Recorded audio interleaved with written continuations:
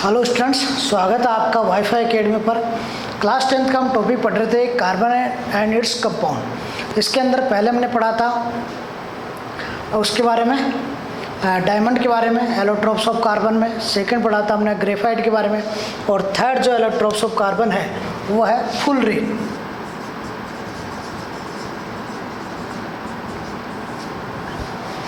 Fullerene देखो क्या होता है। फुलरिन एक तरह से फुटबॉल लाइक स्ट्रक्चर होती है जिसको हम बक्की बॉल भी कहते हैं। और फुलरिन जो वर्ड है वो कहाँ से आया? एक अमेरिका का साइंटिस्ट था,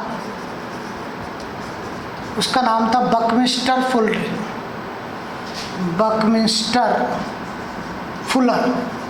बकमिस्टर फुलर नाम का साइंटिस्ट था, उसी ने इसका नाम फुलरिन रखा था।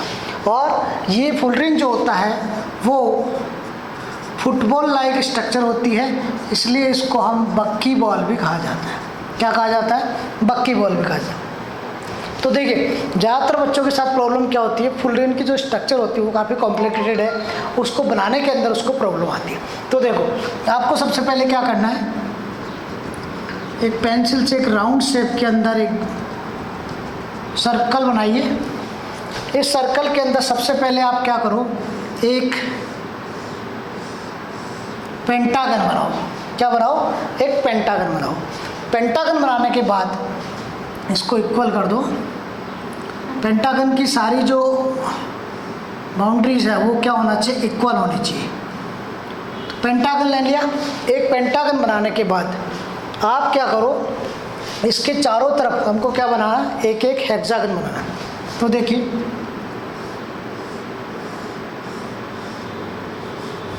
एक एक हेक्सागन हमारे को बनाना है। बीच में पेंटागन बना दिया, इसके चारों तरफ एक एक हेक्सागन हम बनाएंगे।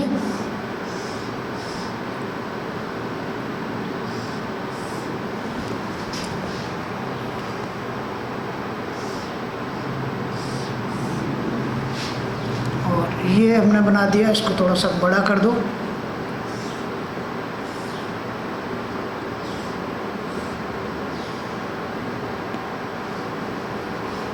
ये हो जाएगा।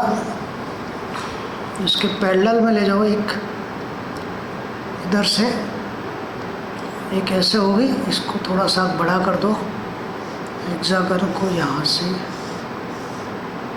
ठीक है। फिर एक हम ले जाएंगे इसके पैरेलल, और एक हम ऐसे लाएंगे, और एक हम ऐसे लेंगे इसके पैरेलल। तो ये हमारा एक हेक्सागन बन गया चारों तरफ। अब देखो, जहाँ पर ये ट्रायंगल 3 बॉन्ड है उसको तो आप छोड़ दीजिए। उसके बाद आप वहाँ पर जहाँ पर ट्रायंगल नहीं है उस जगह पर इस तरह से बनाइए।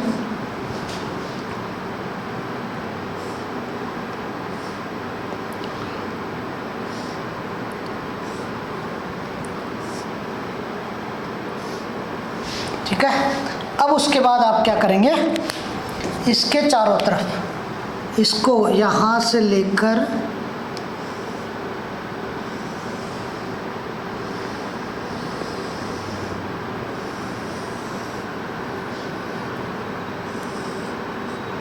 इसको यहाँ से लेकर राउंड शेप में मिला देंगे। उसके बाद जो बाहर हमने लाइनिंग करी थी, सर्कल करा था, उस सर्कल को आप क्या करिए, मिटा दीजिए। तो एक फुलरिन जैसी स्ट्रक्चर होगी, जो फुटबॉल जैसी स्ट्रक्चर होती है। इसको हम बक्की बॉल भी कहते हैं, क्योंकि अमेरिका का एक साइंटिस्ट था बकमिस्टर फुलर, उसने इसको डिस्कवर किया था। और इसके अंदर जो कार्बन के बीच की जो डिस्टेंस है वो होती है 1.40 एंगस्ट्रॉम। 1.40 एंगस्ट्रॉम होती है। इसको हम बक्की बॉल भी कहा जाता है।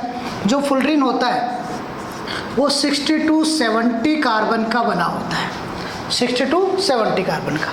और इसकी सबसे स्टेबल जो स्ट्रक्चर होती है उस स्ट्रक्चर को हम बोलते हैं C60, मतलब 60 कार्बन की बनी हुई स्ट्रक्चर होती है।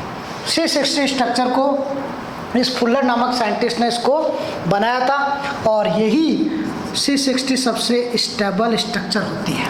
इस C60 के अंदर 20 तो हेक्सागोन होते हैं, और 12 इसके अंदर क्या होते हैं? पेंटागन होते हैं। इट मीन्स अपन बोल सकते हैं कि 32 पॉलीगॉन इसके अंदर प्रेजेंट है, 32 पॉलीगॉन्स इसके अंदर प्रेजेंट है। इसलिए C60 स्ट्रक्चर जो 60 कार्बन से बनी हुई जो फुलरीन की स्ट्रक्चर होती है, इसको हम सबसे स्टेबल, मोस्ट स्टेबल स्ट्रक्चर माना गया। और जो फुलरीन होता है वो नॉन कंडक्टर होता है इलेक्ट्रिसिटी का, non conductor of electricity,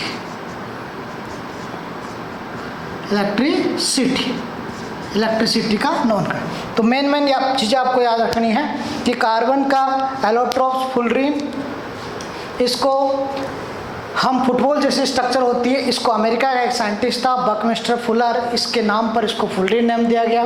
fullerene football की जैसी स्ट्रक्चर होने के कारण इसको बक्की बॉल भी कहते हैं। एक फुलरीन जो होता है वो 60 to 70 कार्बन से मिलकर बना होता है, इसलिए। और कार्बन की जो 60 कार्बन की जो स्ट्रक्चर है बनाई थी फुलरीन ने, फुलर नामक साइंटिस्ट ने, यही सबसे मोस्ट स्टेबल स्ट्रक्चर होती है, क्योंकि इसके अंदर 20 हेक्सागोन और 12 पेंटागोन होते हैं, मतलब 32 पॉलीगॉन्स इसके अंदर प्रेजेंट होते हैं। और जो फुलरीन होता है वो इलेक्ट्रिसिटी का नॉन कंडक्टर होता है।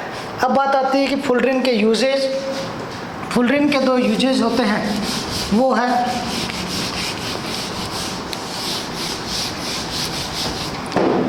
पहला यूजेज जो है वो इसको मॉलिक्यूलर बियरिंग के अंदर यूज में लिया जाता है, मॉलिक्यूलर बियरिंग, गियरिंग के अंदर जो बेरिंग होते हैं, जो अपने जो वाहन होते हैं उनके अंदर लगने वाले, तो मॉलिक्यूल बेरिंग के अंदर इसका यूज लिया जाता है।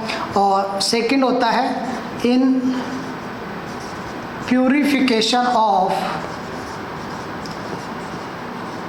नेचुरल गैस, नेचुरल गैस की प्यूरिफिकेशन के अंदर भी फुलरीन का यूज़ किया जाता है।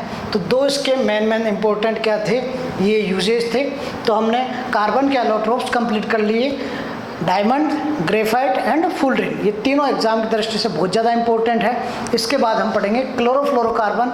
क्लोरोफ्लोरोकार्बन क्या होता है, कैसे इसको बनाया जाता है, क्या इसके यूजेज है, क्लोरोफ्लोरोकार्बन डिफरेंट टाइप के होते हैं, उनके नेम कैसे लिखे जाते हैं, तो वो हम इसके बाद पढ़ेंगे। Thank you.